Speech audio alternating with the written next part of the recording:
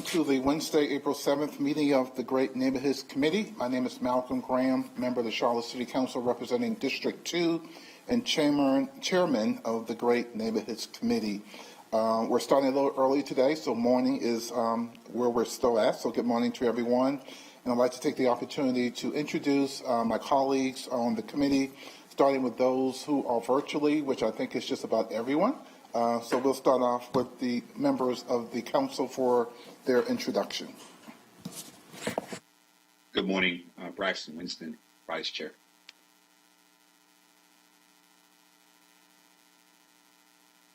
Tori Watlington, District 3. Tarek Bakari, District 6. Morning, Matt Newton, District 5. And I think we're still waiting for the Mayor Pro Tem, and she will be joining us shortly. And so we will pivot to introduce the staff members in the room, and then we will introduce those staff members who are with us virtually. Sean Heath, City Manager's Office. Pamela Weidman, Housing and Neighborhood Services. Janata Jackson, Office of Constituent Services.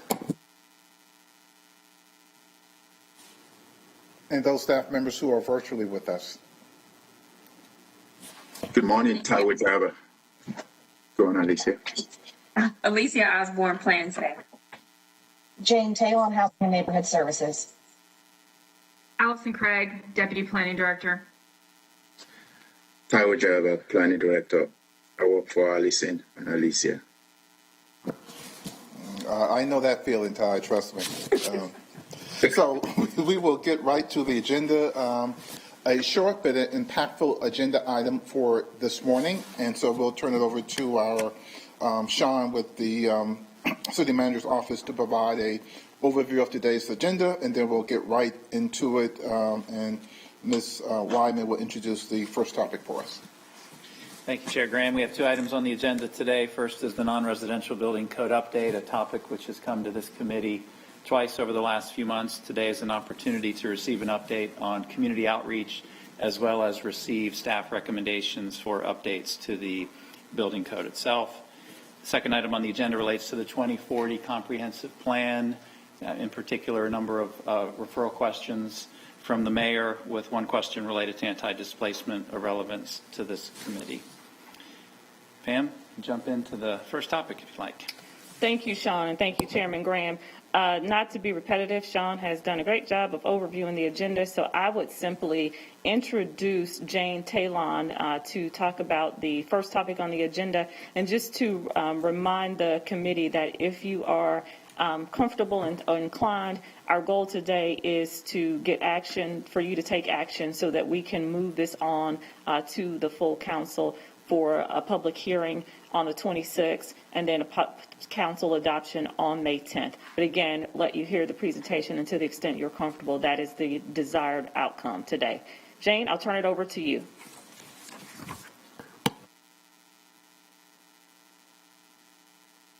Our efforts reviewing the city's non-residential building code. Today we're going to be reviewing the community engagement efforts related to the non-residential building code updates. And we're also going to review the changes recommended by the stakeholders group. And lastly, we will discuss our next steps. Let's start by discussing the community engagement efforts conducted by the city, which included the stakeholders group, virtual meetings, and a survey. Our target audience for the engagement efforts included business owners, the real estate industry, the building industry, area hotel and motel operators, and residents. Our stakeholders group included 10 members who met regularly since January and included representation from city code enforcement, CMPD, county permitting, the health department, the commercial real estate industry, the building industry, the hotel industry, and neighborhood representatives. We use social media, newsletters, and the media to notify residents and encourage engagement in this process. This slide shows the results of our community engagement, and the overwhelming theme is the majority of respondents had little to no familiarity with the non-residential building code, and 81% had never been involved in this type of code action. Through the survey and in-person virtual sessions, respondents were given the opportunity to provide feedback. The most common themes are shown here on your slide, and they were accountability, the appearance of the commercial structures, and the desire to have grant opportunities for commercial businesses.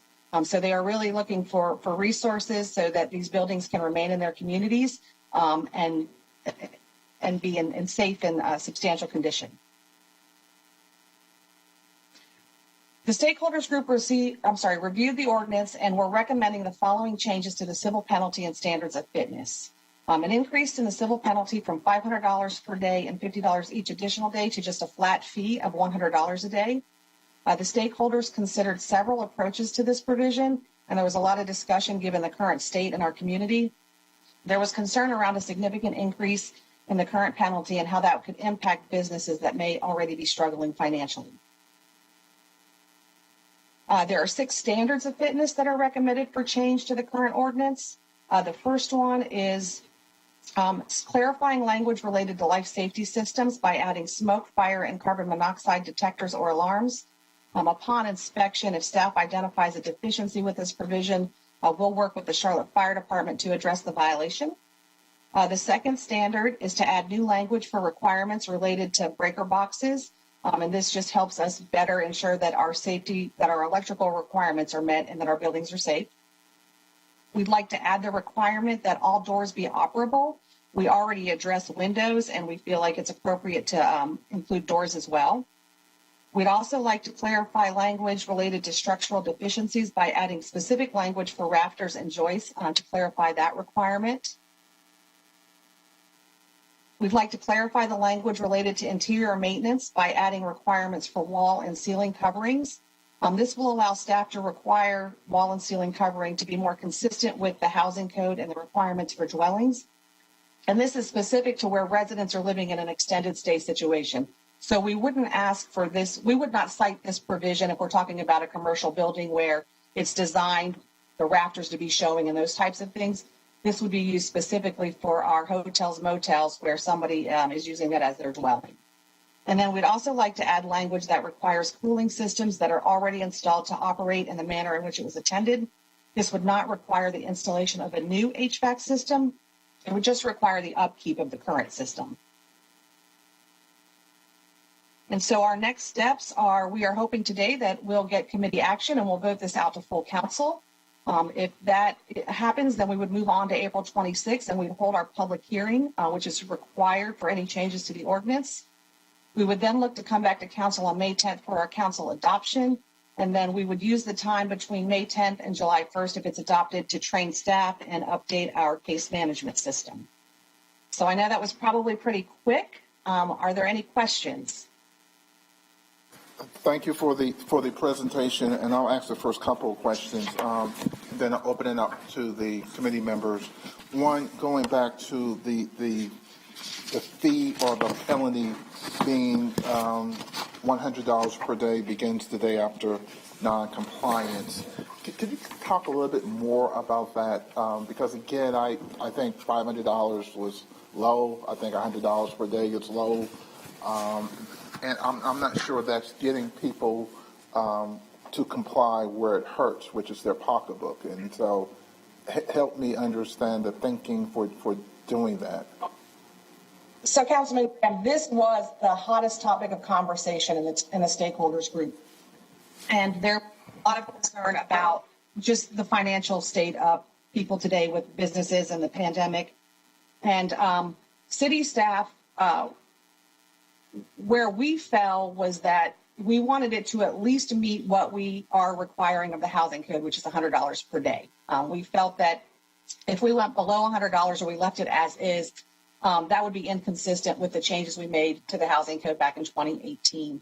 The stakeholders group was very vocal about the concerns with the financial state of the community and putting a high penalty on a business that would potentially put them out of business.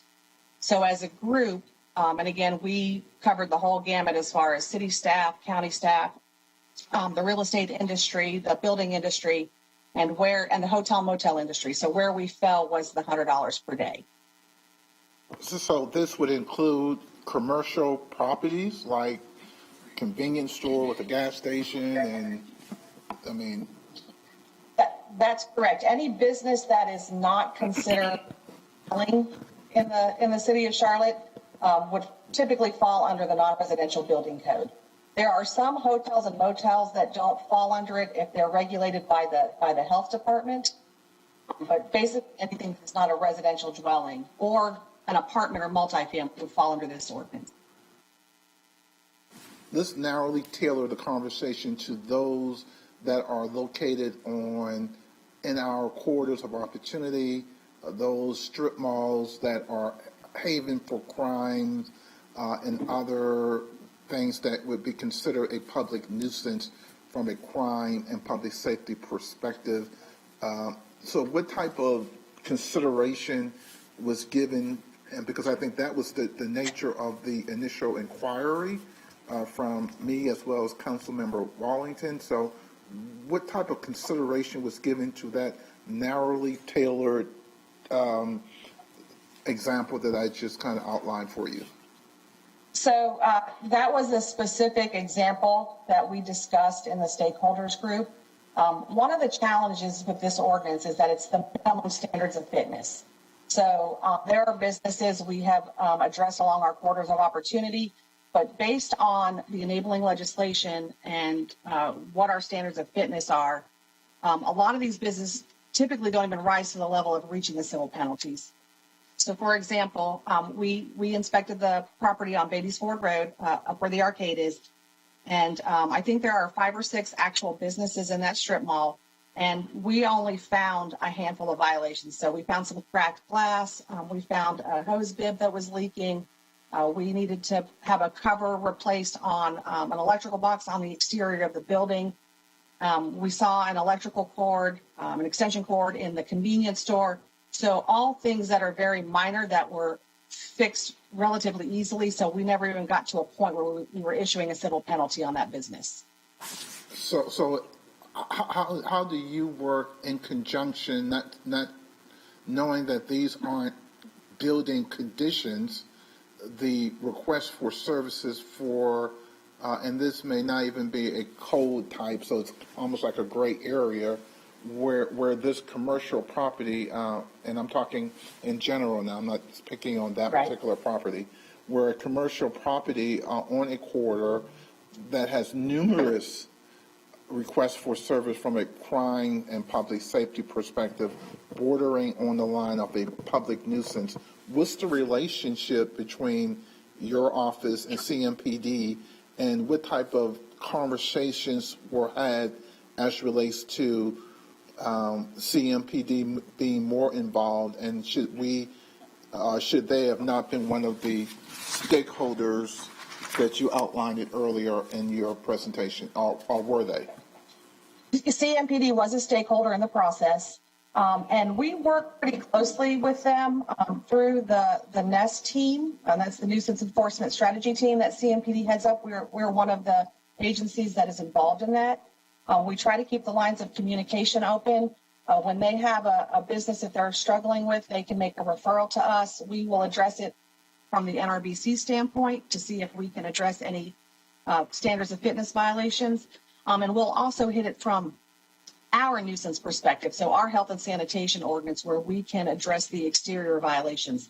I think some of the challenges is there are some behavior issues that just does not fall under the purview of code enforcement. So those are the things that we try to collaborate with CMPD on. Okay, I'll come back to you with additional questions, but I'll open it up now to members of the committee who may have a question, and I recognize the representative from District 3. Welcome. Thank you, Mr. Chair. Hi, Jane. Good to see you again. My questions really are along the lines of what Chairman Graham just said. My interest is really in understanding how the built environment can enable nuisance activity. And so I just want to say that I also have those questions and would like to see how we can really, or if there's an opportunity to connect those dots, because obviously we know we've got the building code and then those ordinances are based on what's within the code at the state level. And so I know that you got to have a leg to stand on, but I want to make sure that we are able to, if possible, leverage this code to help drive some of those behaviors in a direction that's more favorable for the community. And I know that we talked even with the comp plan about how to plan the built environment to prevent crime. I can't remember the acronym now. I'm sure Ty is thinking of it, but I was hoping to see a little more connection there. So can you talk a little bit about what process has been followed to that end, or what you think we could do to create a tighter connection? And if to Jane or Ty. So let me take a stab at it first. So I want to make sure that we understand the nuances of the building code versus the non-residential building code. So building code is going to address anything that is being built and or is getting some type of upfit. So you have to, and the county inspectors will go out, and it's their responsibility to address those issues. Talk about the non-residential building code. We're talking about buildings that currently exist, typically older buildings. A lot of times they are abandoned buildings or buildings that have been shut down. One of the things that our current code allows for is we can address some of the exterior stuff, making sure that there's no brush or things like that growing on the buildings. But ultimately, the ordinance does allow for a business owner to create what is called a secure shell. So they have the ability under the non-residential building code to board up their building and just leave it as is. You need to maintain the exterior, and we would typically address that under the health and sanitation code.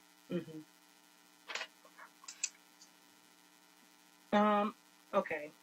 I think the chairman's going to circle back on that one. The other question I had was specific to this slide, just to make sure I understand. When you say that the fine begins the day after non-compliance, how does that relate to the day that the owner receives notification? Is it backdated, or how does that work? So the way the process works is once the compliance date expires, so they receive an order to either repair or demolish the building. On the date that expires, the next day is when the civil penalty begins. And expectation with staff is that initial notice goes out within about 3 business days of the order expiring, especially with the costs associated with that. So we want to make sure that the owner is notified as quickly as possible and put on notice that they are subject to a civil penalty by the city. So it's not the day after non-compliance, like of violation. It's the day after non-compliance of the building not being demoed? Or demoed or repaired, whatever the case may be, depending on what the repair, depending on what the cost estimate is on the building. But we try to get that notice out within the first couple of days after the compliance period expires, so the owner has as much notice as possible. And that's not their first notification that they could be subject to a civil penalty. All of the documentation includes with it a summary of the process, which states that they are subject to a civil penalty if they don't meet the compliance requirements. And if they're in some kind of conversation with the city trying to reach compliance and the expiration date comes, are they still subject to this penalty? If they are making progress toward the repairs, we will issue them an extension letter. And basically that extension prolongs their compliance date. Okay. So as long as they're making progress, and they request in writing an extension, we will provide that to them. And then the civil penalty date would not start until that extension expired. Okay, thank you. Just real quick, and Jane, you may touch on this, that related to the penalties, according to our attorney, Mrs. Shalonez, and I'm not sure if she's on the meeting, but it is my belief, and Jane, please correct me if I'm wrong, that the maximum per day is $500. So, Mr. Graham, I just wanted to point that out. If we could not, based on our current legislation, go past $500 per day. Okay, thank you, ma'am. Councilmember Bakari, welcome. Thank you, Mr. Chair. I was just going to make a quick comment that I think when you look at this tool and what other outcomes we want to achieve, particularly around, creative crime abatement and other things of that nature, which kind of go hand in glove with all of this. I have seen some very innovative outcomes in the combination of this ordinance world paired with our city attorney, and then that being one leg of the stool, with CMPD being the other, and our DA being the third. And when we find specific targets by which, our hands are a bit tied for what we know the right answer is, I find that those three in conjunction, when sometimes they all feel individually like their hands are tied, together they're able to do some unique things. So clearly there's a wide breadth of different topics in which some things are more easily achievable than others. But particularly where this intersects with crime and things of that nature, I would just say I think that's something we should look further at, because we kind of do this ad hoc one-off right now to problem solve certain scenarios, and I think we could get more formalized around that and have even greater outcomes. So just a point and a thank you to all working hard on that. Thank you, Council Member. I agree. I like the presentation, and at the appropriate time would vote to move it forward to the Full Council. The first one, the violation penalty, I think, it is what it is, right? So I guess I got to live with it. But I think the Council Member Bakari and Council Member Wallington and I are on the same page in terms of really wanting to deep digger, Ms. Wyman, in reference to, and maybe it's a different conversation with a different agency, right? Relating to making sure that all the tools that we have to address the problems are being sharpened. Obviously, we're looking at this and we're sharpening this tool. But again, there was just yet another murder on Beatty'sville Road 2 weeks ago at the same address that we all know about, right? And there are another commercial property that's a safe haven for criminals on the corridor that the owner give them cover and allow them to be on the property. And so I would, and I don't know the next step, Ms. Wyman and Sean, that we should take other than one, move this forward as we should, but then I would love to kind of deep digger and get the CMPD here and all others to really drill down this problem. I think it's on Beatty'sville Road. I think it's in Ms. Wallington's district. I'm almost certain it's in District 4 as well. And these bad actors, as I call them, who own commercial property, they're allowing and providing a safe haven for those who don't have the best intention for our neighbors and friends along the corridors. So help me untangle that and lead me into a direction. So noted, Mr. Graham. I think, as you said, the opportunity is to work with our colleagues in CMPD and see what we could do from a crime perspective around those individual property nuisance. So let us get with CMPD. Let us figure out how we can either address that in this committee or in Safe Communities and bring back at least a response or plan of action for what we do to address the human side of this. Yeah, I agree. The natural fit is Safe Communities, but I do believe that I would love to take some ownership of this issue here. And so if we can work with the manager's office and the mayor to see how that can occur, because I think it impacts corridors and communities and neighborhoods. And maybe it's one of those things where we work with the other committee, but I think we lose something if we transfer it over and not be able to connect the dots with the ordinance that we're passing today and looking at all the other tools that we're trying to do to address the problem. Absolutely. Okay. So if there's any other questions, I will call for a motion from the floor to accept the recommendations from staff to move it forward. Can I get a motion from someone? So moved. And actually, Councilmember Graham, I don't know if, I did have that follow-up question. It ended up Ty can Okay. respond to that built environment piece. So I have that question, and then I will follow it up with the motion you asked for, if that's okay. The floor is yours.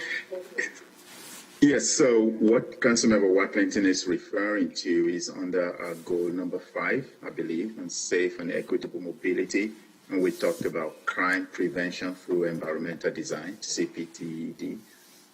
We had previously made a presentation on that subject to the Transportation, Planning and Environmental Committee, because it really has to do not just with the building, but how we design environments to allow law enforcement to be able to do their job effectively, but also to make sure that it creates visibility in areas of our communities so people feel safe when they are moving around, whether by walking or using transit or biking.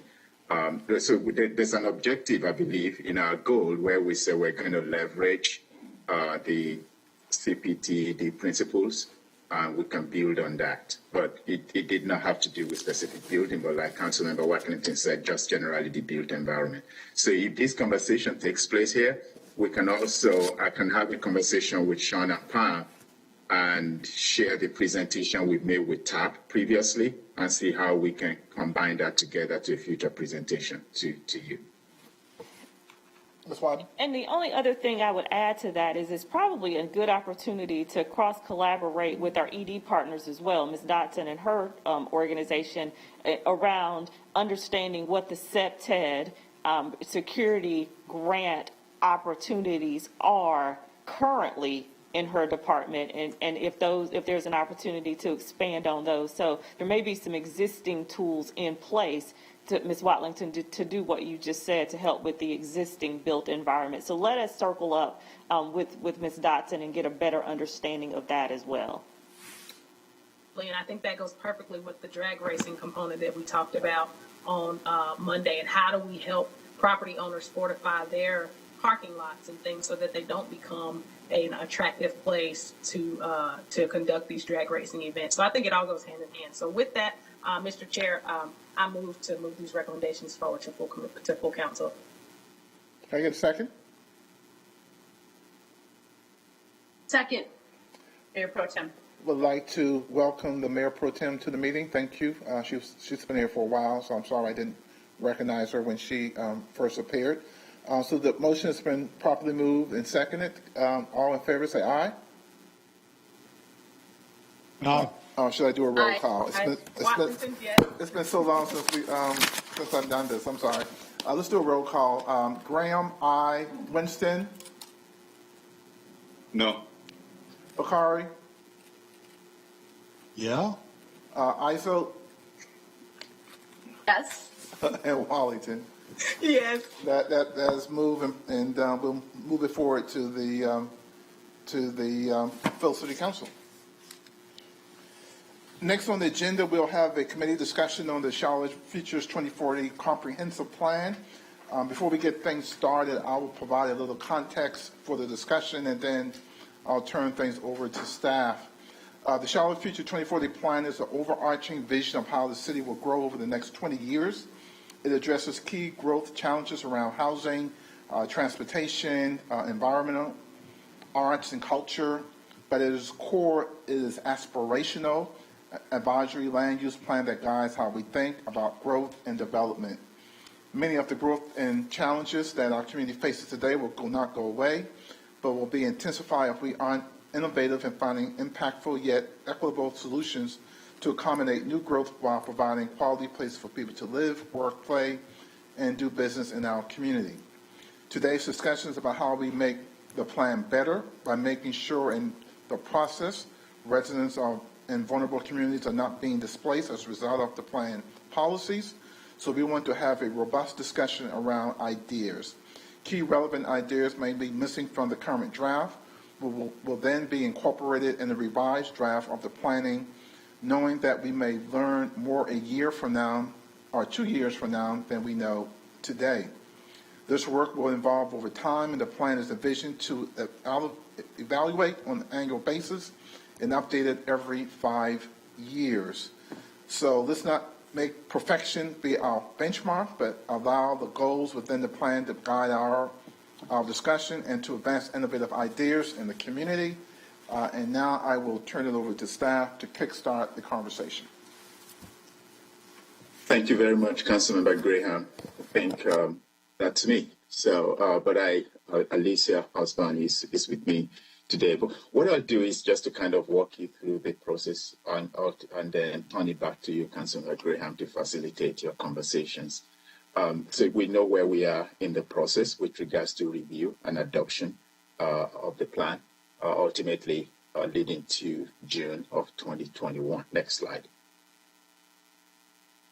So this slide here, the contents, the threefold purpose, if I can put it that way, actually came from the memo that Mayor Lyles had sent to council members just recently, and just captures what the purpose of taking this through not just Great Neighborhoods Committee, but also workforce and business development, as well as transportation planning and environment. So you're going to see this purpose statement repeated over and over. That third one is perhaps very important in that we acknowledge and understand, like Councilmember Graham said, the Charlotte Future 2040 Comprehensive Plan cannot do everything because it's an advisory document, land use document.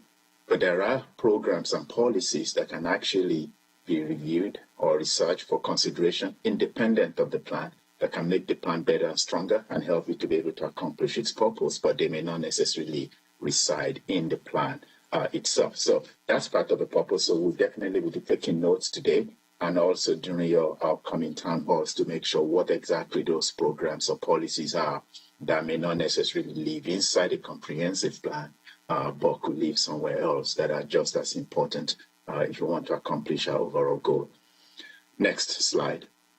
So going by that memo again, the question that your committee is faced with today is really about a question about outcomes, right? How do you create great neighborhoods? How can the comprehensive plan better integrate and strengthen existing displacement policies while also looking at considering new policies? It's really about creating great neighborhoods throughout our city, but understanding also that there are certain geographies in our cities where you definitely need to address the issue of involuntary displacement than anything else. Next slide. So today, this is going to be our ask of you, and that is that you will be asking you to recommend what anti-displacement policies or programs that are existing today but are relevant that we should be incorporating into the draft plan document.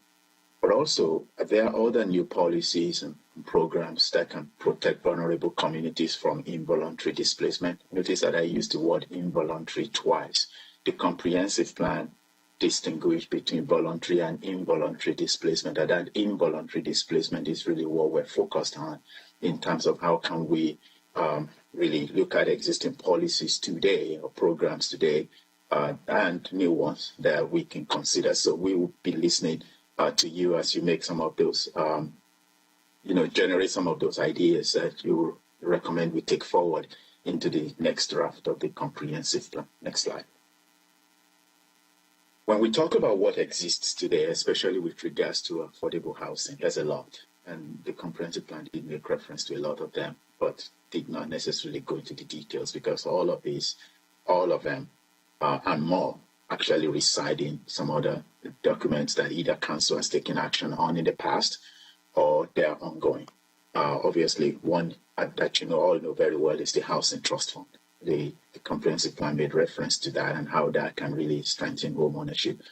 Talk about naturally occurring affordable housing, whether preserving them, acquiring them, counseling those who want to purchase homes or who are on long-term leases, partnership with the Housing Development Organization. So I will not go on and on through this, but this yesterday you learned from, I believe, was it on Monday, you heard from Sean Heath with regards to the COVID-19 reliefs. And so there are some initiatives that are not necessarily in the comprehensive plan, but the city has those, whether they be policies or they be initiatives or they be even programs or projects that are there today that may want to consider including as part of the comprehensive plan, but the comprehensive plan definitely references a number of these. Next slide actually speaks more to that.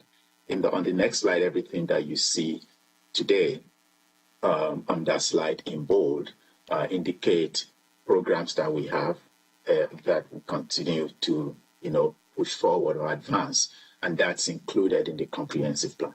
So everything you see on the slide today really is in the comprehensive plan when it comes to how we retain naturally occurring affordable housing units, how we increase the rate of home ownership, how we increase housing opportunities for residents who can choose to stay or age in place, how we implement what we call neighborhood conservation overlay districts. One place where you can learn a lot from that is Raleigh. That was part of their comprehensive plan. They've been able to do that for the last 10 or 12 years, I believe.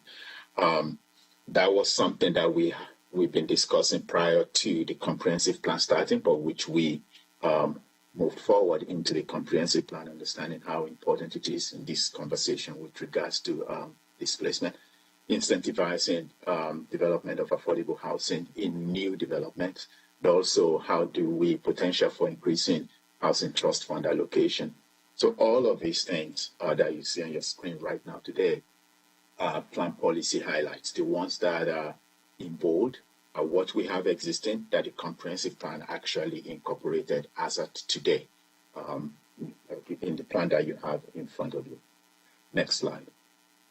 So again, I want to leave this on the screen so that we are kind of mindful of the action that we are asking you to take today if you are able to get to that point in your deliberations today.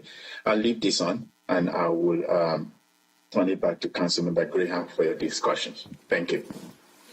Thank you, Ty, for the presentation and the overview. And I stand now ready to open up the conversation to members of the committee and our friends who are here with us relating to the council member from District 5, which would be Matt Newton. Before I get to Councilmember Newton, I just want to tell the committee that I went through the last day and a half with a critical eye looking at all the anti-displacement policies, resources, and initiatives that the city has. We all should have gotten a pre-read of the summary paper, and we have a lot of tools currently in our tool chest that we are currently utilizing and doing really a great job. I want to commend staff on the thoughtfulness going back to last year relating to using the CARES dollars to really put dollars in the community, doing some of the same things that we are discussing today. How do we prevent displacement? So I just want to say that we have a platform that we're starting from. I think we're fortunate than other cities throughout the country in terms of what we're doing here locally. And so I think a lot of the hard work has already been done, both in terms of those that have historically been policies and or procedures that the city has historically utilized to prevent displacement. Obviously, the CARES dollars gave us more opportunities to do a lot more. And certainly the 2040 plan, which is, again, a vision for the future, gives us the opportunity to do even more in terms of how do we imagine our community looking tomorrow than it does today. Lastly, I like the idea of the anti-displacement stakeholders commission. I think that may be a step in the right direction as we look at the issues relating to gentrification throughout the city as the city continues to grow. I remember a time, and I think the mayor is on the line, so I'd like to welcome the mayor to the conversation as well. She will remember this. When Charlotte grew, we just annexed. and that's how we grew, and that's how we got more dollars in the city's coffer, and that's how we created some sprawl as well. So those days are over, and so now a lot of the development, as we all know, is infill development. Even that is slowly but surely compacting based on vacant lots in areas of town where we can build are slowly but surely going away based on the number of individuals moving to our community. I think, Ms. Weidman, the number I heard recently is 110 a day now are moving to the city of Charlotte. And certainly what we're trying to do is try to make sure that people are close to all the infrastructures that we are building, like our transit and our road systems, et cetera. And so I just want to kind of let you know what I'm thinking about as I read the pre-reads and as we engage in this conversation. And I would turn the floor over to my good friend from District 5, Councilmember Newton. Thank you, Mr. Chair. To say that I have been frustrated throughout the process of this plan, our conversations pertaining to it, I think would be an understatement. I'll start by saying that we continually mention that this plan is advisory, but even within the presentation we just received, there was a mention of policy highlights, and at the same time, I hope we can all acknowledge that the place types that are adopted within the plan will be controlling later. They're going to limit the scope of community options at a later date, and that's why I think that there are policy goals or policy that is being put in place with this plan, and I feel like we need to acknowledge that.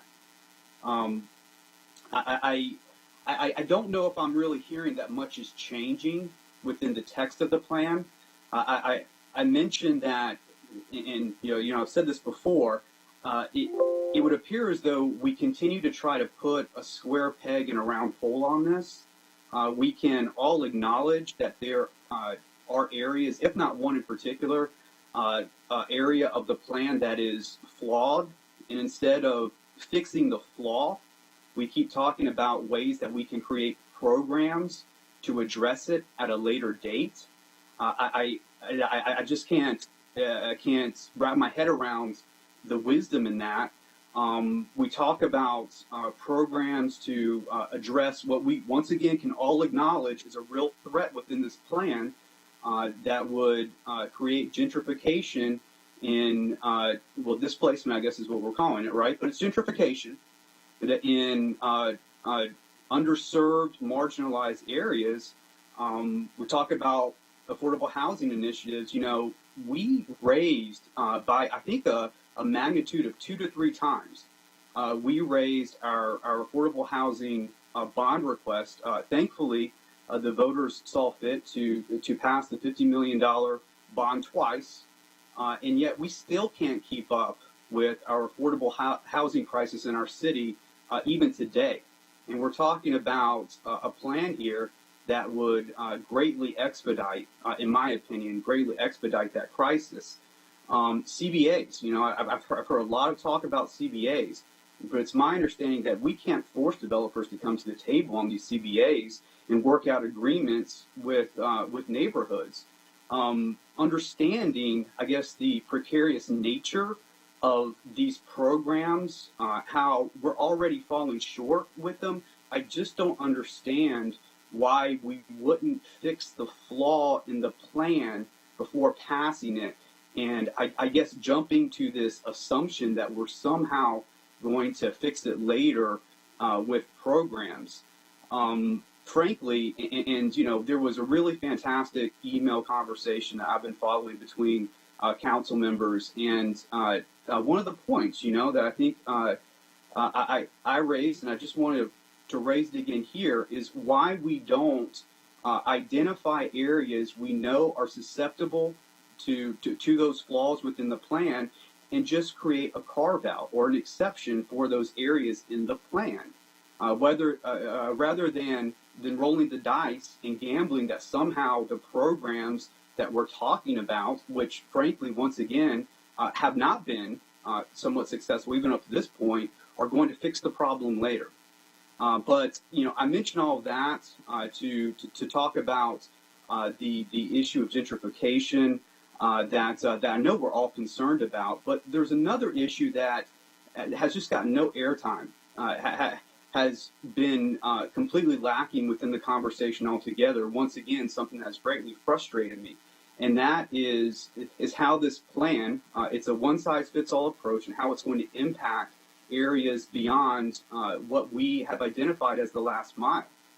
We have a large, expansive city. It is more than 5 times the size of Minneapolis, one of the cities that we're looking at as an example for this plan. There are areas that certainly do not have essential city services and amenities. I've mentioned this time and again. Don't have sidewalks, don't have street lights, don't have city sewer services. And yet the growth in those areas is exploding today. We have this aspirational goal of creating 10-minute neighborhoods.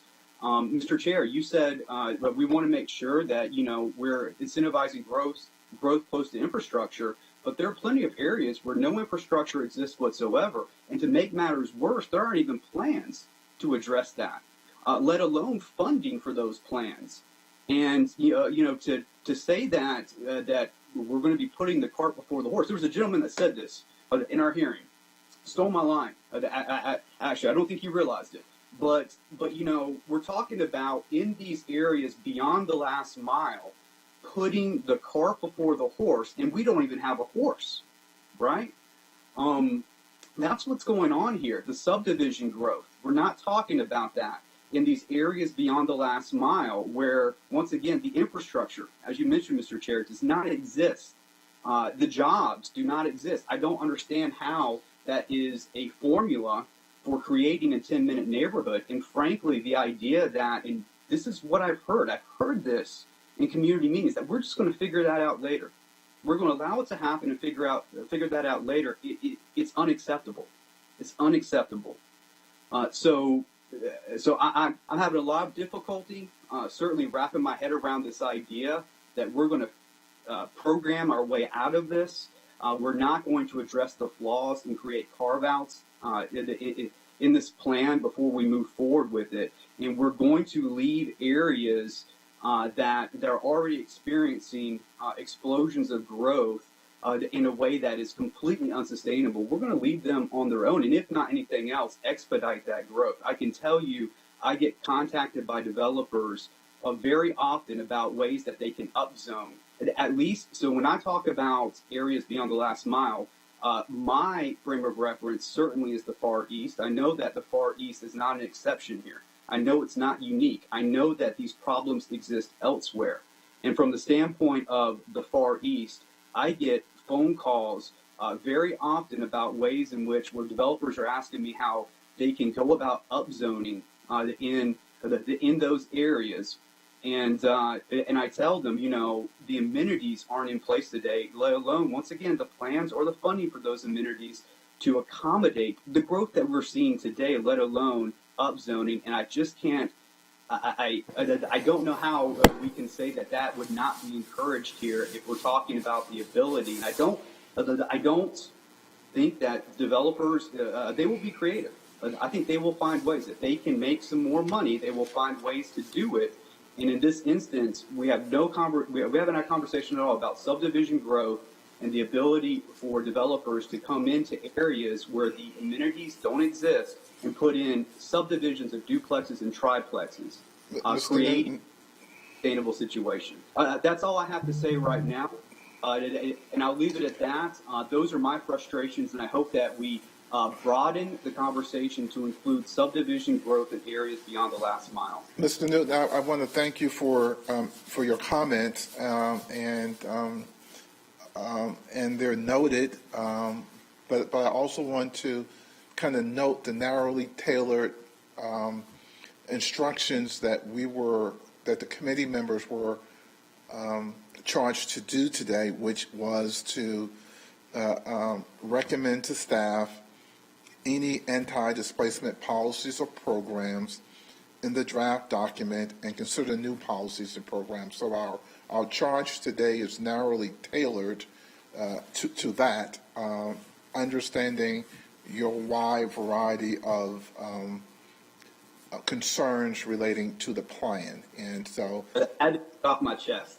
Yeah, I that's why I stopped you. You were making your point very clear, and I just want to again to the committee members that our charge today is very narrow, not broad, and to the requested action that's still listed on the screen that you can see. And again, relating to the pre-read that we got prior to the committee meeting and the charge that was given us by the mayor. And so while there are a number of issues that people may be concerned with, I hope that we can focus our attention to the charge at hand.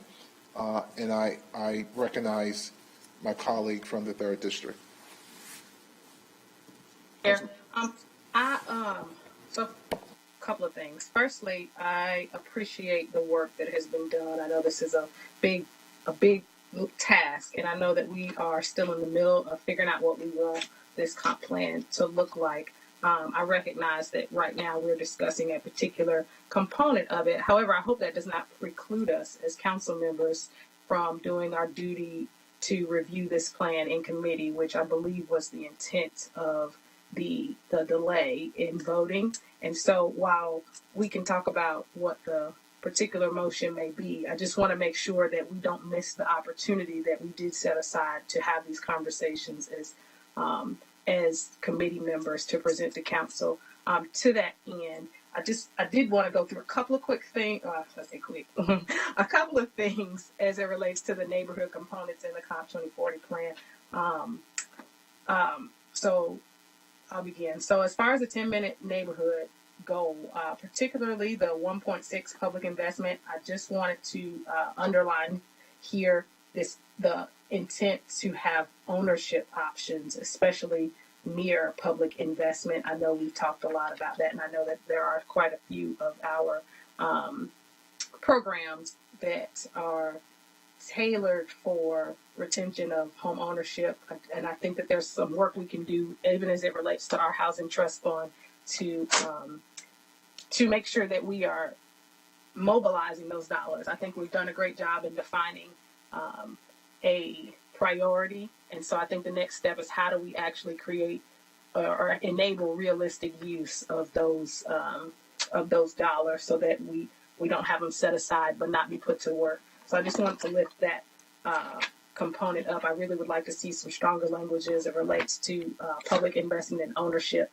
I also wanted to lift up in 1.9, just as part of the infrastructure piece in neighborhoods, is stormwater.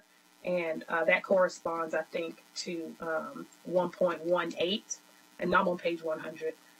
One of the things that I constantly hear from my residents is, particularly out in Still Creek, where we've seen growth outpace our infrastructure, is that we're starting to see stormwater issues that, if we're going to continue to build, we need to be mindful of. So I just want to make sure that we're connecting those dots in terms of infrastructure, that we include stormwater as we continue to build on our land. Go to neighborhood diversity and inclusion. I've said it many times before. I make no bones about the fact that I am vehemently against a blanket policy as it relates to objective 2C. That says increase the number of middle density units such as duplex and triplexes in all neighborhoods, and specifically policy 2.1, allowing duplex and triplex housing units on all lots where single family housing is allowed. My issue with this and my proposal as it relates to displacement here, and I will be prepared to move on this at the discretion of my fellow committee members. I proposed this once before, so I'll lift it up here again. Rather than all lots in policy 2.1, if I would prefer to change that to allow duplex and triplex housing units on in all place types. Doing that and coupling it with adding an additional zoning designation that allows for the kind of flexibility we want to enable up to triplex on certain lots, I think that will give us the ability through the UDO process to then designate where we believe this is something that can add value to our community versus something that will contribute to neighborhood instability. Because that's one thing that, as we talk displacement, I have not heard. Displacement is one issue. The other issue is for the people that are left behind in these neighborhoods, that our neighbors that our neighborhoods are stable. We know it is well documented in literature that the increase in rental units is correlated to a decrease in collective efficacy. We also know that collective efficacy, the whole idea of neighbors watching neighbors, neighbors working with neighbors, political capital, all of those things drive much of the outcomes that we see here. And it's part of why we are where we are today as a city.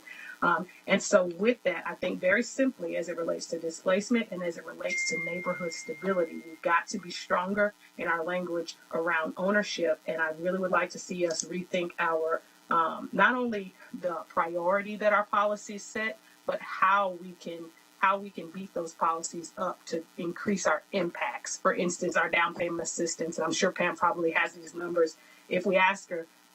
But those are the kinds of questions that I have is how many people have been able to leverage this? How many houses were able to be purchased? Are there particular things that we can do in our policies to make sure that people who apply are actually able to meet the criteria? Same thing with our staying and aging in place program. And I know that we're retooling it now to do just that. I think it's the devil's in the details. It's the how we go about doing it. So I'd like to see more of that. But specific to this policy, as I said, change all place types to all lots in 2.1 and enable an additional zoning designation that will allow for flexibility up to triplex on single family lots. And then through the UDO process, we can outline where we want to put it. And I think that bakes it into our ordinances through zoning. I think that forces the community to be it allows the community to be a part of the conversation, and we don't have to rely on behaviors so much through programming as having it documented in our zoning ordinance. I think that meets the intent of what many of my colleagues and my constituents are saying in regards to this. I think it also enables us to be thoughtful about planning how we build around our infrastructure and our transportation. Also, I think it creates an opportunity for us to be more thoughtful about what I believe can be competing interests in terms of increasing industrial space, but also preserving our residential. As Chairman Graham mentioned, we're infill development at this point. We don't have a lot of open space, so we've got to have some hard conversations, and we've also got to work with our regional partners, which is part of the conversation from Monday, is we know we don't have a lot of land, but we'd like to recruit manufacturing jobs to the region because we know that if we upskill our people, those are jobs that can be very lucrative and fulfilling for people who don't necessarily have college degrees or advanced degrees. So we've got to think about how we work with them so that we can preserve some of our residential land and we're not converting it over to industrial as we have done here in the recent past. Particularly, I'm thinking about near the airport. As it relates to housing access for all, in terms of leading the charge to enable to pass enabling legislation for mandatory inclusionary zoning, I just wanted to say that I think that is the right direction to go. I've had a lot of conversations with developers on some of our community meetings and our zoning committee meetings in the community, and that's one thing that I think we definitely have to fight for, because people know, our developers know that ownership is the name of the game, right? And so we're not seeing a lot of for sale projects come down the pipeline, particularly in areas that are close to future transit investment, because they know that it's a lot more valuable to have ownership of those parcels in the future, and if they can get it with tax dollars, then that's a win, right? So we got to be sure that people aren't being left out because we're only getting offered market rate housing.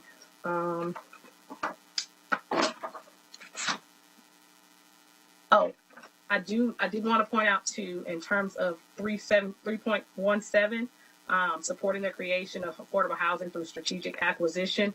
That one I really just wanted to lift up because I think that that's important. Again, ownership is the name of the game. So whatever we can do to be strategic about acquiring properties, particularly along our corridors, I think we need to protect for. So, Mr. Chair, that concludes my comments. And like I said, I'm prepared to move pending the rest of this discussion. Thank you.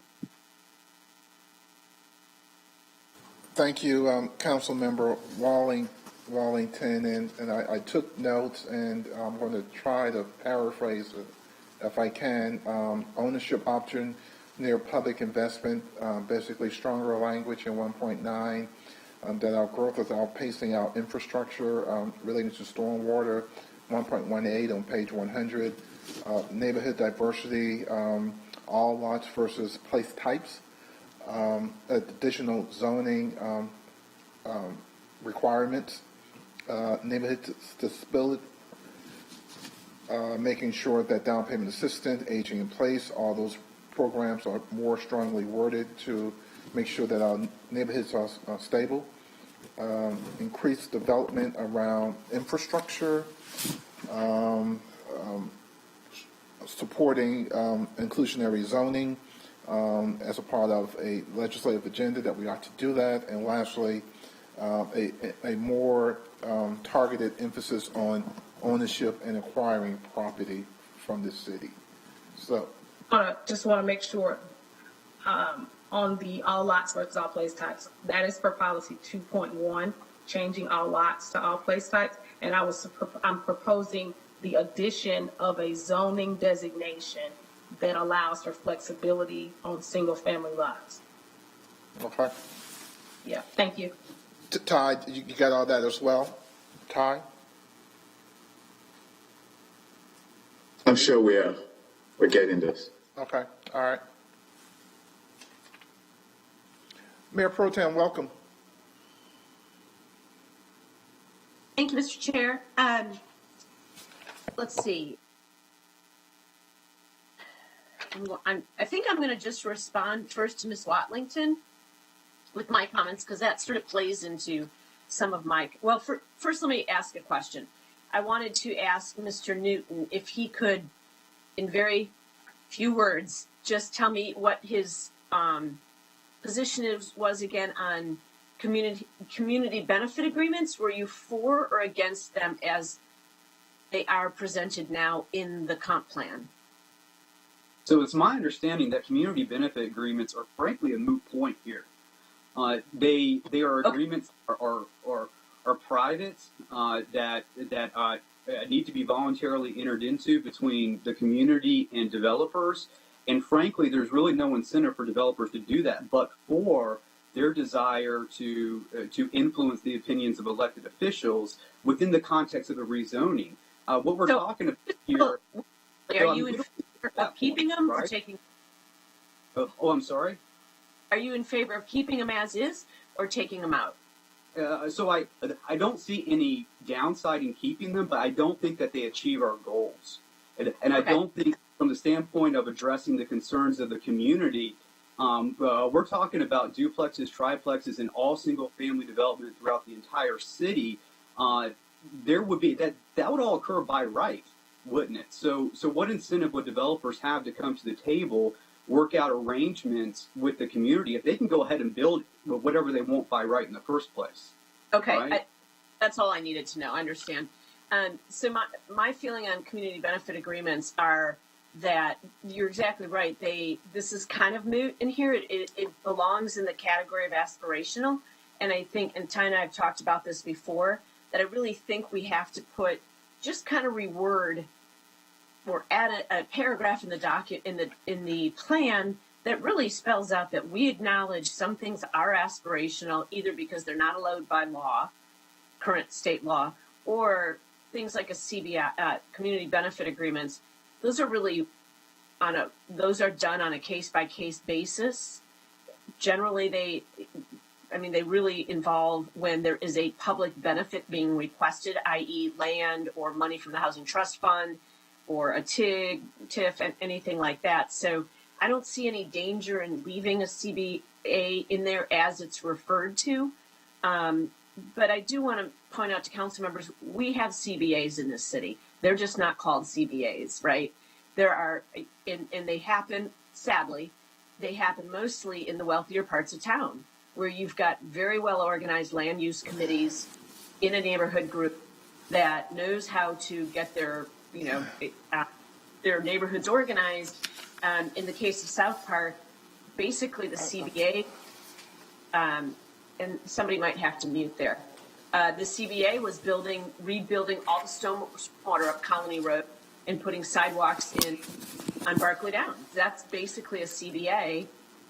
They didn't have a contract, to my knowledge, but the contractual trigger was the rezoning. So, you know, a CBA is only as strong as a neighborhood organization, and by stating it in here, I think it's helpful to point out that we need this tool for neighborhoods that are lower opportunity, that don't have the strength of a Dilworth or a South Park or even a Prosperity Village to put these things together. So to the extent that they used for anti-displacement, I think it's important that we refer to that, because when a big project comes up that could risk anti-displacement or quality of life in a neighborhood, and they are asking for some kind of a public benefit, it is certainly within a neighborhood's right to organize and ask for a CBA.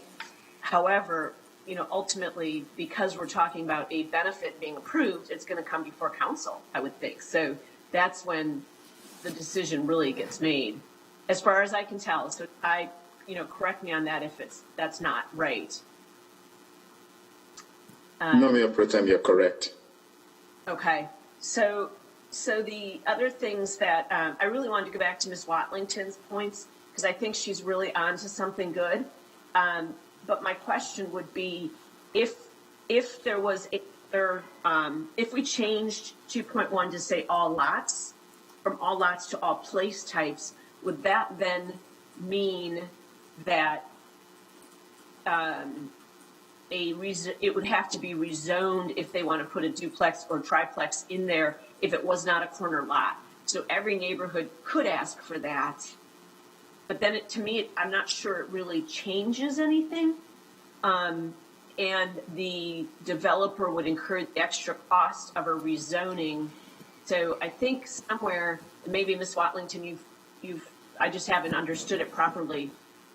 We have to figure out how it is different than what we have now, in that it would still encourage more development, but to your point, that we would have some more guardrails around that, so that ultimately we can make sure that we're not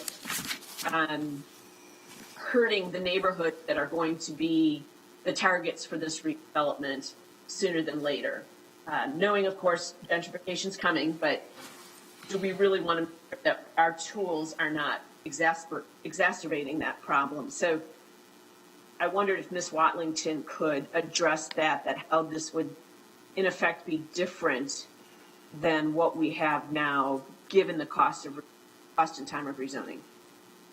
So in my mind, and I'm open to you all suggestions, but in my mind, the way that I see this going is we say, okay, we allow in all places, at least for the place types that have residential, that have some form of residential, we say we're going to allow this additional flexible zoning designation, right? And so during the UDO process, we go through and we say, all right, we know that just like with TOD, we know these parcels are within so a distance to transit corridors. We know that these parcels are that's situated right to the west of Wesley Heights. They are clearly infill developments with increased density that did not damage the character of Walnut or Woodruff within Wesley Heights, but achieve the goals of increased density, right? By those kinds of places that, like I said, are in close proximity to amenities. I think someone is. We need. Okay. Well, I'm sorry, I wasn't finished. I'm sorry, Ms. Watlington. Go right ahead. Go right ahead. I'm sorry. No, I'm sorry. I think Julie was saying we needed somebody to mute. We were hearing some feedback in the back. That's all.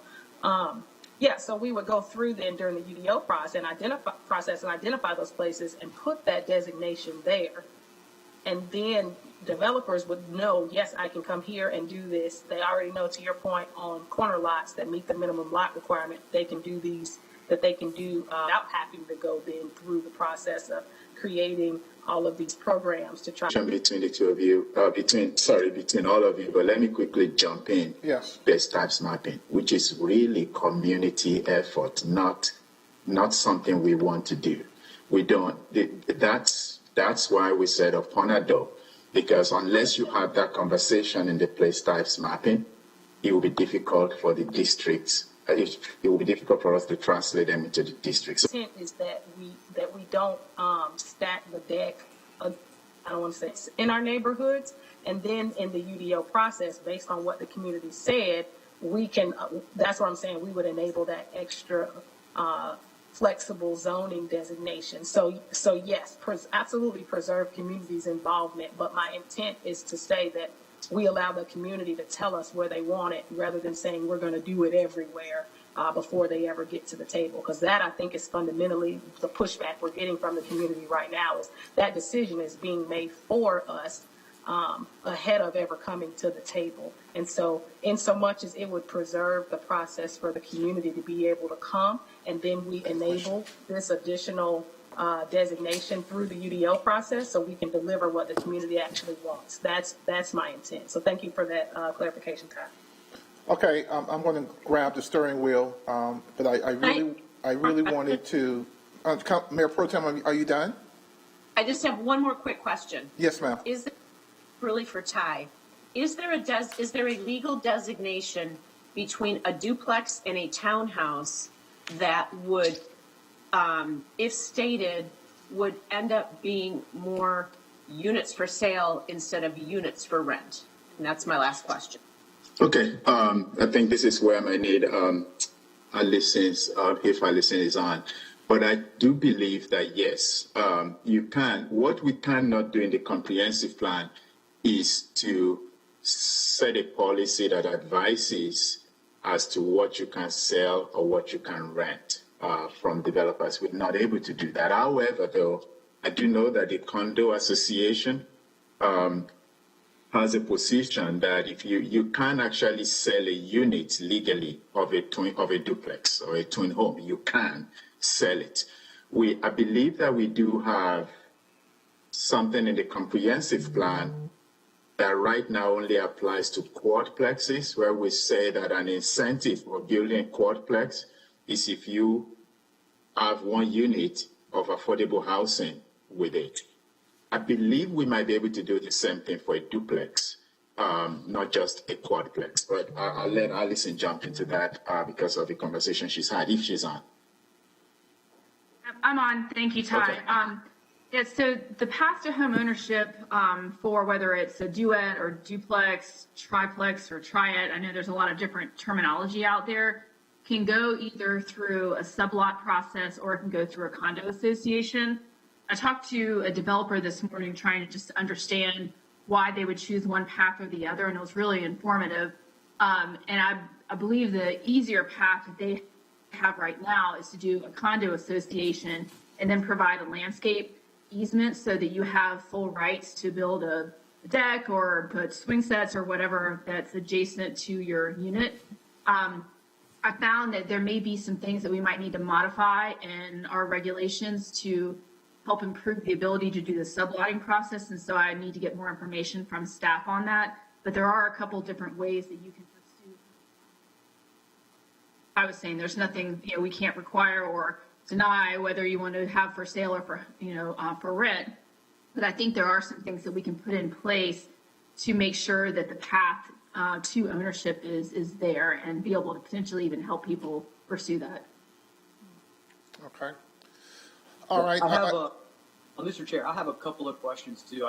Mr. Newton, I'm going to get to my committee members first. Okay. And I'm mindful of the time as well. So I want to thank everyone for their patience. And I'm really giving everyone a lot more flexibility so that Ty and the team can really get your full thought and thinking on these issues. And so, but I'm going to take control of the steering wheel so we can, one, make sure that we don't we keep accurate records. And then secondly, that we monitor the time to make sure that everyone voices is heard. And so I have Councilmember Bakari for a 30-second comment, and then we're going to pivot quickly to Councilmember Winston. Excellent. Thank you, Mr. Chair. For 10 seconds, just 10 seconds, Mr. Chair. Mr. Newton, Council member Wait for is recognized, not you, I'm sorry. Thank you, Mr. Chair. And my only comment is, one, I'm very excited that we're having this level of granular conversation amongst council members. I think this is what a lot of us were hoping for. So that part is very exciting. And I would just say at a high level, the risk that we have to balance is just the scope of all the things that are in scope here. There's so many topics to dive deep into, and that we kind of stay laser focused on the topic right now in this topic, which is displacement and gentrification. So I think there's been a lot of great ideas, many of which I agree with, that have been floated. I think we continue to work, and I think the balance is going to be everything will fall in one of two buckets. They're either controls that are put in ahead of time around what we're rolling out as part of this vision and strategy that will prevent that displacement from occurring, or after the fact programs that will seek to mitigate those effects. And obviously we're looking for any ideas that help on any front, but it's my opinion that the controls that are proactively baked as part of this policy that is already going well in our strategy, and the affordability, I think we'll have nailed this topic here. So that's the only comment I wanted to make, Mr. Chair, and that I'm excited to keep working with everyone. Thank you. Councilmember Winston. I'd like to point out that the main stated goal of the comprehensive plan is to deal with growth in a way that prevents involuntary displacement for existing residents. So the entire document is centered around that. By working through the equitable growth framework that the crescent and the wedge. And we realized that the crescent and the wedge was intentionally, our policies concentrate wealth in the wedge and concentrate poverty in the crescent. That doesn't what it doesn't do, it doesn't, it allows for home ownership in the wedge. However, what the current status quo does do is that it steals outside opportunities for wealth building back into the wedge. It's cycles of gentrification within the crescent. What this plan does is try to disrupt those cycles of gentrification. So it's a square.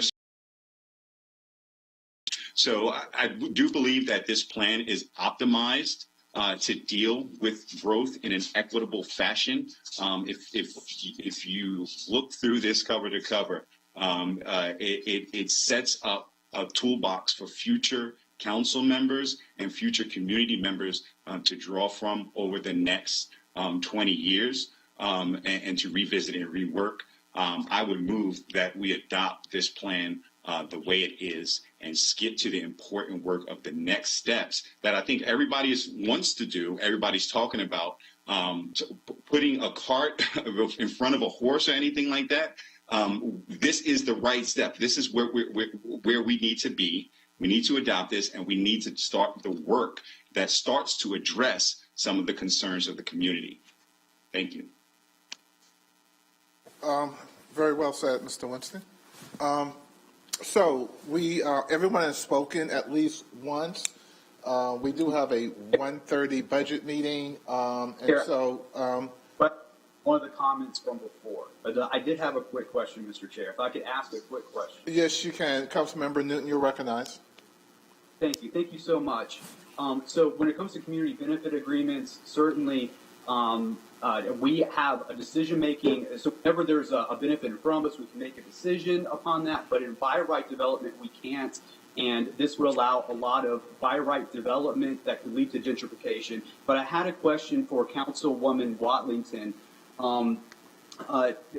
We know that within the future mapping process, that all place types are going to be guiding that mapping. And I'm just wondering, changing the language from lots to place types, how will that change the default everywhere that duplexes and triplexes would be allowed in all single family developments?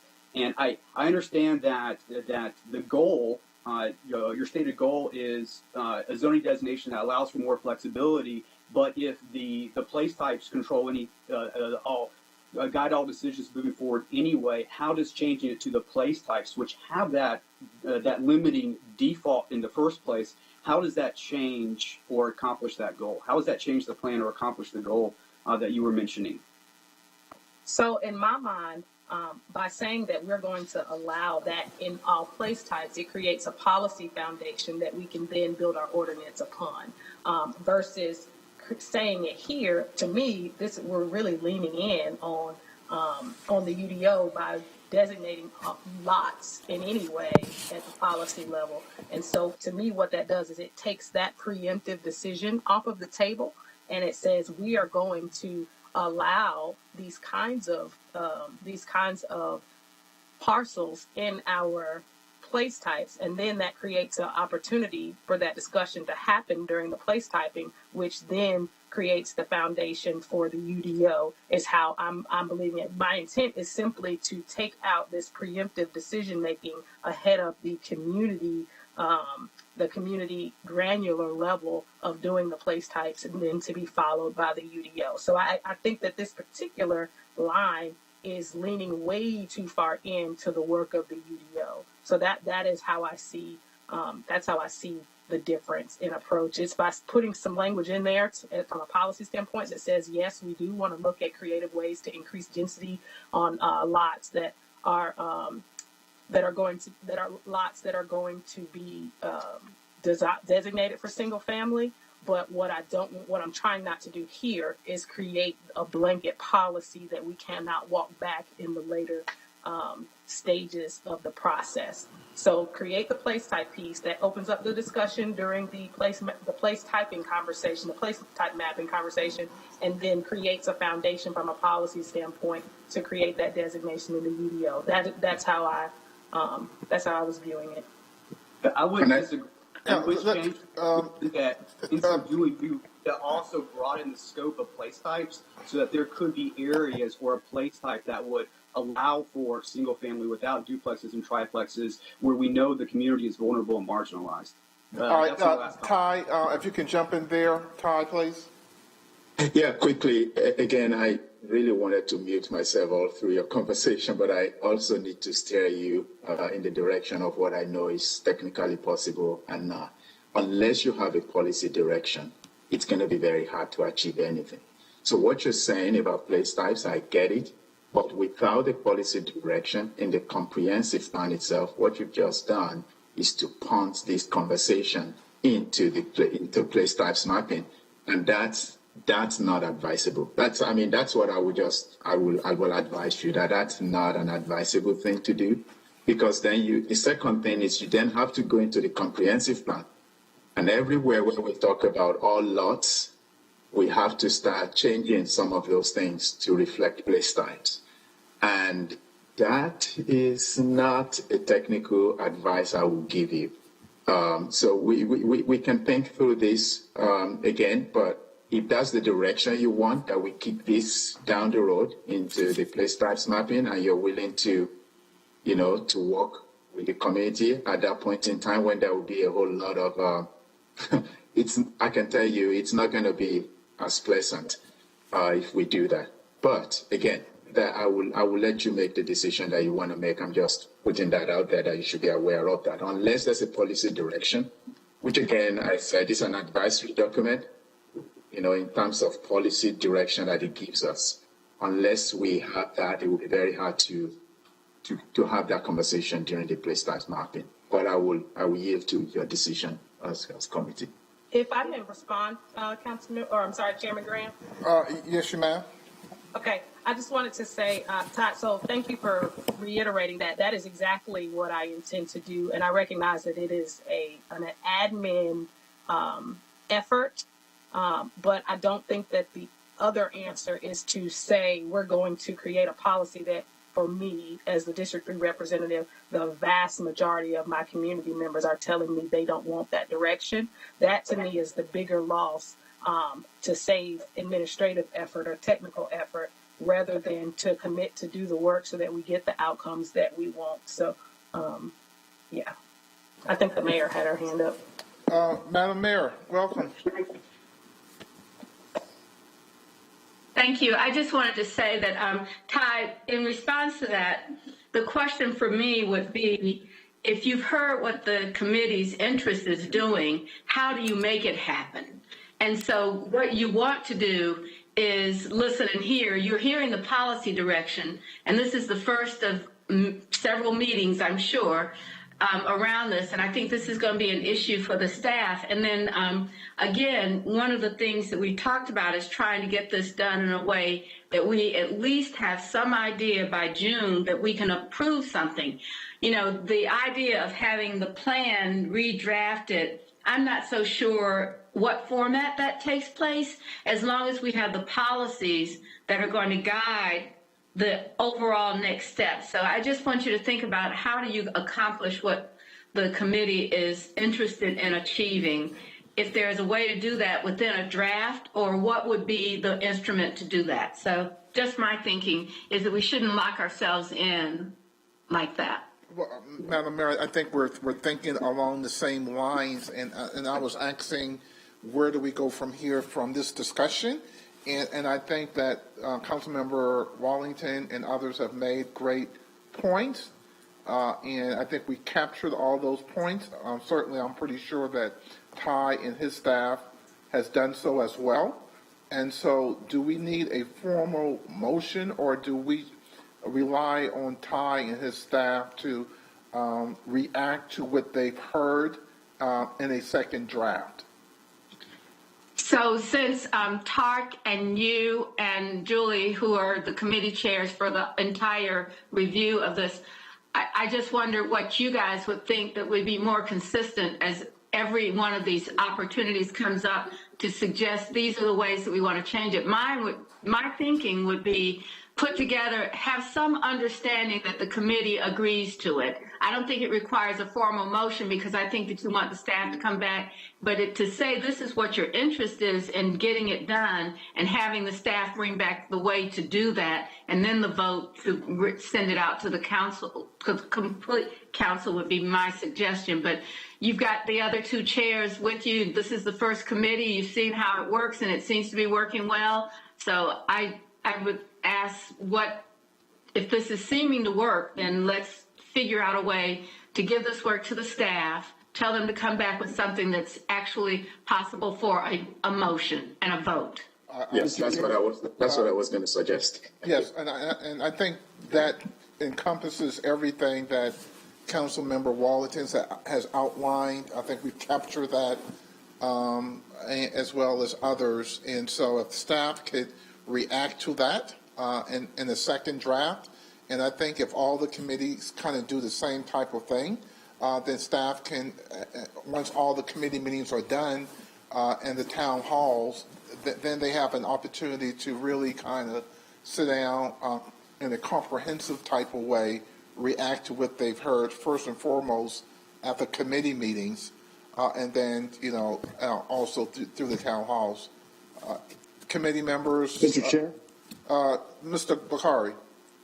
Yeah, I was just going to say, I totally agree. And I think the one thing that has jumped out at me in this first committee experience is just how much overlap many of our conversations in the three committees will have. So I think in parallel to staff responding, which was a great recommendation, I think that the two other actions are, one, us three committee chairs need to be very much in close communication, because we talked about community benefit agreements today, right? We talked about multiple things in different committees. So we should maintain constant communication amongst each other, as well as the ability for us in small one-on-one and small group council member meetings to tease out a few ideas and bounce a few things off each other. And I think if we continue those steps in parallel, we're going to get to a really good place. Okay, Mayor Pro Tem? No, I would just I'd agree with all of that. I think Ms. Watlington has given the staff something concrete to come back to us with, and I don't know if you need a motion, but I would. No. I think we can do it by getting the order, unless there's a strong disagreement from a member. I do want to recognize. I have a disagreement. Is that a strong disagreement, Mr. Winston? Yes, it's a very strong disagreement. Okay. Charlotte City Council on recommendation from the Planning Commission, gave staff guidance to this process many years ago, and they provided a draft. Now, if City Council wants to change that guidance or adjust that guidance, that is well within our purview and our right. But that needs to be official. That needs to be by a vote. We need to understand how we. It sounds like we are very specifically, in some instances, trying to change the guidance that we are given. So we need to formalize that in a vote, just like we did when we sent this to staff many years ago. So if we're going to change the way we're going to go about it, that has to be a formal process. Madam Mayor. I don't disagree with Mr. Winston at all. I think what we're doing is trying to get to a place where you know what the process is that you're recommending as an option. But there's certainly going to be an opportunity to consider the plan in its whole. But there's also going to be the opportunity to present substitutes and motions and change and amendments to it or changes to it. So I don't see this as being inconsistent. Mr. Winston, I don't think it's inconsistent with what you're saying. I think it's just the timing. The staff is actually going to be listening to say, here's some of the interests that you have in changes. That doesn't mean those changes are adopted, and there will certainly be a chance to make this recommendation at the time. But I think having it come back would be informative to see how it works and then to see where you land. Mr. Winston, you're recognized. We are giving staff specific guidance to go and provide another draft to very intensive policy work. That deserves a vote to give that type of guidance. I think that's as clear cut as it is.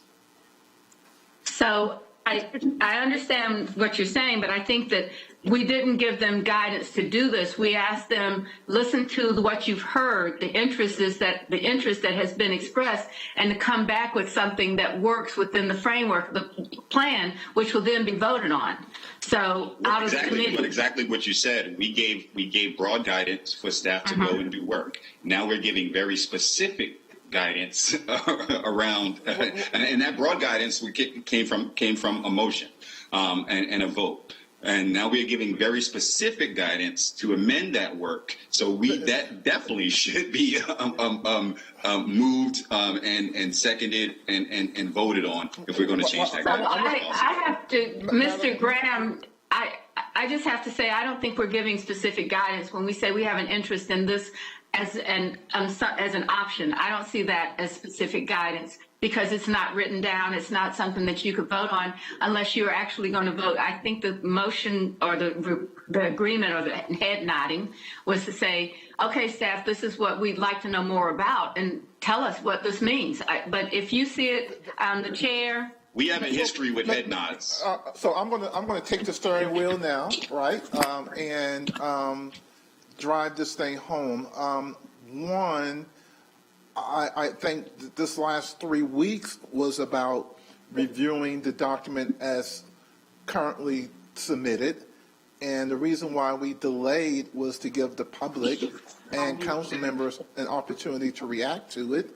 And that's what we're doing today. Mr. Winston, I am squarely in your corner in terms of how we should proceed in terms of the document as a whole. So I'm not far from you at all. I think what we're doing now is just getting the community and the council an opportunity to kind of get where me and you probably are today in terms of the document as it's been presented. And I think this is the last 2 or 3 weeks we're about. So I don't think what we're asking Ty to do and the other committee is to hear from the committee, hear what council members are most interested in whether or not there can be a change or a pivot. I'm not sure. The same way we're asking the committees through these listening sessions with the town hall to do the same. So I don't know if that requires a vote. I'm willing to take one, but I think by consensus we can move this forward. And like the mayor said, at some point in time when it comes to us, we're going to either amend it, accept it as is presented, accept it with amendments. And so either we do it now in terms of looking at those things that we are most interested in getting more information or clarification or even a rewrite or rewording to satisfy the desires of members of the community and or the council members now, or we do it later. So I'm not sure. Order. Was there a question? And I want to stare this thing so we can make sure that we all can hear one another and move this thing forward. Are there any other questions on this topic? Yeah, I was just. Councilmember Wallington, you're recognized. Yeah, I just wanted to say either we're going to vote to take a vote and decide if we're going to do it and move on, or we just go ahead and continue. All right. So staff has captured all the inputs from all the council members. Am I correct in that, staff? Yes, you're correct, Councilmember Graham. I would hope by consensus that we would forward those to Ty. Ty has them. Ty will compile what he's hearing today at this committee meeting, as well as what he's hearing at the other committee meetings to follow. And then he will bring back all the committees something to react to based on recommendations. There may be something that he heard that, and he's done it twice already, that he's kind of pushed back on, saying, well, I'm not sure that's what we should be doing, right? And so it gives him and his staff an opportunity to react to what he's hearing today and to the other two committee members' meetings, and then bring something back to us. So are we all good with that? I hear Mr. Winston, you're not good with that? All right, so you got these are comments and recommendations, your best thinking on those things. All right? Thank you, sir. Unless there's any other good of the order business, there's nothing left on the agenda. Anything else? This meeting is adjourned. Thank you.